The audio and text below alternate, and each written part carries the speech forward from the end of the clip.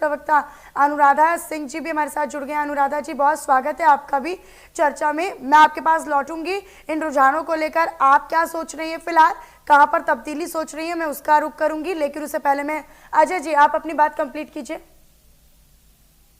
जी, मैं यही कह रहा था कि जब वास्तविक योजनाओं का लाभ जमीन पे उतरा हो तो जो लाभार्थी है वो तो जिस पार्टी ने, जिस दल ने या जिस सरकार ने उसे लाभ पहुंचाया है उसके प्रति सशक्त रहता है, उस पार्टी के प्रति समर्पित रहता है, उस दल को, उस सरकार को वापस चुन के लाता है। तो आप जो देख रहे हैं अभी मैं एक इलेक्शन कमीशन ऑफ इंडिया की वेबसाइट देख रहा हूं, तो 281 सीटों का लगभग परिणाम आया है और भारतीय जनता पार्टी और एनडीए 144 सीटों पे लीड कर रहा है। तो ये आपको दिखा रहा है कि ये टू थर्ड मेजोरिटी से भारतीय जनता पार्टी और एनडीए आगे जा रहा है। ये क्या प्रदर्शित कर रहा है? ये प्रदर्शित कर रहा है कि प्रो इनकम्बेंसी का वोट पड़ा है, गुड गवर्नेंस को वोट हुआ है, और ये जो बातें की जा रही थी कि ये जिस प्रकार के जुमलों की सरकार है, ये सब चीजों को देश की जनता ने धाराशायी कर दिया। ठीक है, मध्य प्रदेश में कौन से मुद्दे थे? क्या लाडली बहना योजना ने इस बार भी कमाल कर दिखाया?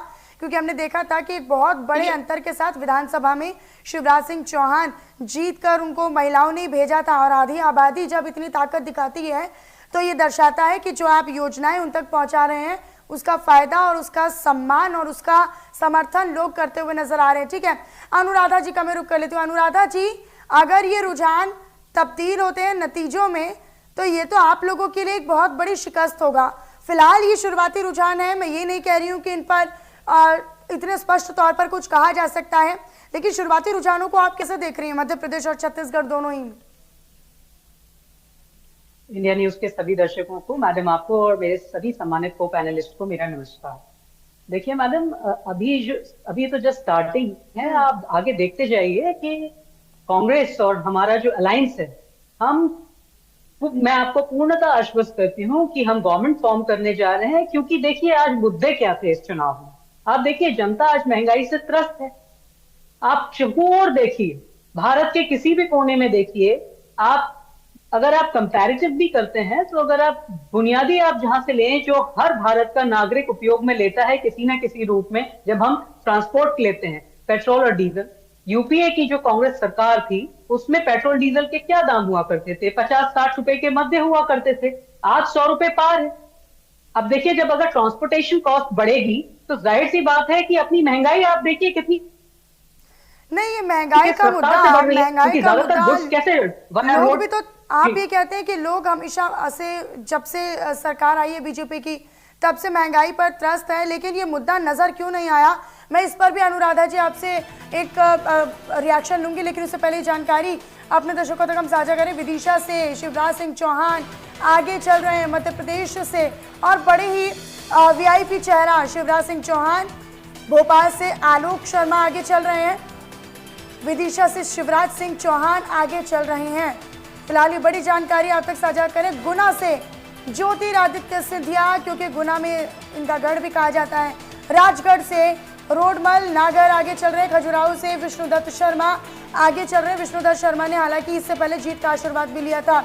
और कौन से सीट से कौन आगे चल रहा है, कौन से दल के नेता आगे चल रहे हैं, वो हम लगातार आपको बता रहे हैं। विदिशा से शिवराज सिंह चौहान आगे चल रहे हैं। भोपाल से आलोक शर्मा आगे चल रहे हैं। ज्योतिरादित्य सिंधिया अपनी गुना सीट से आगे चल रहे हैं। अनुराधा जी, ये जो हम लगातार आंकड़े और कहीं ना कहीं ये जो फिगर बता रहे हैं हम कि कौन सा, कहां से कौन नेता आगे चल रहा है, भोपाल से आलोक शर्मा, विदिशा से शिवराज सिंह चौहान, गुना से ज्योतिरादित्य सिंधिया, और ये तीनों ही बड़े चेहरे हो जाते हैं। चाहे हम मध्य प्रदेश की बात कर लें या फिर वहां के मुद्दों की बात कर लें। आप ये कह रहे हैं कि लगातार आपने कोशिश की महंगाई, भ्रष्टाचार, महिलाओं के खिलाफ अपराध, इन तमाम मुद्दों को उठाने की, लेकिन ये जो रुझान है, ये कह रहे हैं कि मुद्दे असर नहीं कर पाए लोगों के बीच में। मैडम अभी बहुत शुरुआती रुझान है। अभी आप देखिए, अभी जैसा जैसा आप देखेंगी, अभी मैं आपको जैसा बता रही हूँ, आप देखिएगा कि कांग्रेस और कांग्रेस के अलायंस गवर्नमेंट फॉर्म करने जा रहे हैं। क्योंकि देखिए जनता आज किस तरीके से, जैसा मैं भी आपको बता रही थी जब अभी हमारी परिचर्चा चल रही थी, कि देखिए जो बुनियादी मुद्दे हैं, बुनियादी मुद्दे भारत के प्रत्येक नागरिक को इफेक्ट करते हैं। और कांग्रेस सदैव विकास आधारित राजनीति करती है, सड़क से संसद तक।